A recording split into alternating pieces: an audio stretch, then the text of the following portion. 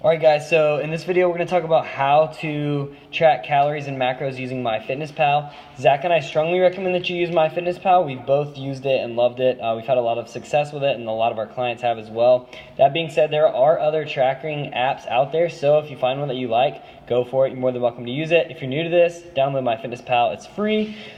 This is the home page. I'll say this really quick. I would recommend that you download that you upgrade to premium. And so it's going to be $10 a month or $50 a year. We're not making any money off this. I have premium and I love it. The difference is that with the regular version, you can only enter a calorie goal and then percentages for your macros. And so we can get you fairly close to the specific macros you need using MyFitnessPal. But if you upgrade to the premium, we can actually set your specific macro goals, which is awesome. So we recommend you do that if you can. If you're not up for it, no big deal. But like seriously, it's $30. That's going to completely revolutionize the way that you look at food. You're going to learn a lot, and your body's going to change significantly if you do this for the next 3 months. So strongly recommend you get premium. So anyway, enough of that. We'll dive in. So here's the home page. Next, we got our diary, and so with this, I've already logged some foods for today. That was my breakfast. You can look at breakfast, lunch, dinner, snacks, exercise, water. Do not track your exercise. We do not recommend that you track exercise. We've already accounted that into the macro goals we've given you. So at the top, you can see that's my goal for the day, 2,900 calories. I've had 717 calories, 0 exercise because we don't log that crap, and I've got 2183 calories remaining. And then over here you got the add button, and we'll go there in just a second. You can make a status if you want to share it with all your friends. No need to do that. You can track your water if you're into that. Go for it. Then food. That's what matters. We're going to log our food. We're not going to track our exercise or weight unless you just really want to. Do not track exercise. If you want to track your weight, you're welcome to. We're going to be tracking your measurements in your notebook, so there's no need for that. And then you can ignore the progress bar, and then you can go over to the more.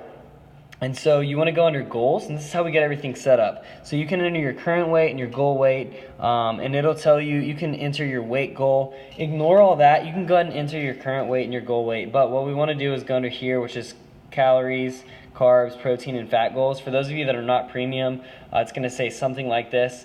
The difference is I can actually go in and manually enter the macros that I want, whereas if you're using, this is premium, if you're not using premium, then you can just enter a calorie goal and a percentage. We'll try to get those percentages close to the macros that you need. So again, suggest you do that, get the premium. If not, no big deal. We're not gonna sweat it, we'll make it work. So here you can see my macro goals. We've got 2,900 calories, 320 grams of carbs, 180 grams of protein, and 100 grams of fat. Now let's talk about how to actually add foods. So got some meat that I cooked, some ground beef. So I can click plus, click the food button. We're gonna put it under lunch. And so I'm gonna go here, Aldi. I got it from Aldi. And I got some 93.7. Got some ground beef. Now I brought a pound with me, so 16 ounces. I'm probably gonna eat half of it. So that means I'm about to consume 8 ounces. So what you're gonna do, first thing that comes up, 93.7 ground beef. Another option that you have, you can click this little scanner up at the top right, which is awesome because I can then, like I've got this Cliff Bar, I can scan, oh, there you go, I can scan that, see that, scan the barcode, and bam, it already pops up. That's super awesome. Which actually I did eat a Cliff Bar just a second ago, so we'll go ahead and enter that for the day.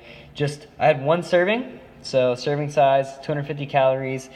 Serving size is 1 bar. I had 1 serving. I had 1 bar. Click the check mark. Boom. All right. So, see, that added to my food for the day, took away from my remaining. So we're going to go in and add that beef. So with meat, and we're going to send you a resource for this, but with meat, we recommend that you see how many pounds are in the package that you're getting. So we're going to look up Aldi. Boom.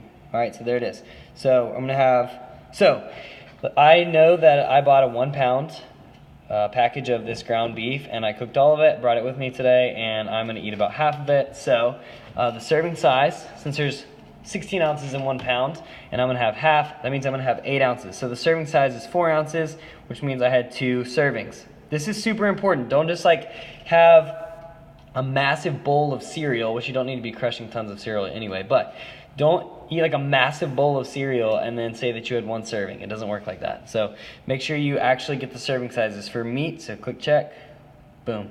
So for meat, we actually want to just like eyeball it. If you have a quarter or a half or a third, just remember there's 16 ounces per pound of meat or fish, whatever, 16 ounces.